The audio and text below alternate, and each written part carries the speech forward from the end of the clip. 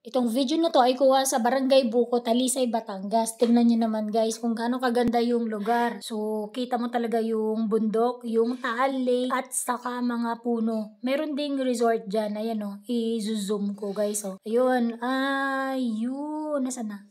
Ayun. So, stopover lang yan, guys. Galing kami sa may taas, dun sa may bundok, sa Tagaytay. Pagkakababa lang namin. Tapos, yan yung papunta kami sa may Baywalk Banyadero. So, kailangan pang pumunta or daanan yan bago makarating doon. So, malayo pa. Ayan, no. Welcome to Barangay Buko. So, nasa may Barangay Buko pa lang din kami. Pero, sa Talisay din yan. Ang Baywalk Banyadero or yung Banyadero na barangay, kung saan makikita yung Baywalk doon, napupuntahan namin ay sa Talisay din. Ayun, no. Yung Taal Volcano. Mga ilang barangay pa yung dadaanan namin bago kami makarating dun sa may Baywalk Banyadero. Ayun, so salamat guys sa panunod lagi na aking video. Tapusin sana itong hanggang sa dulo. Bye!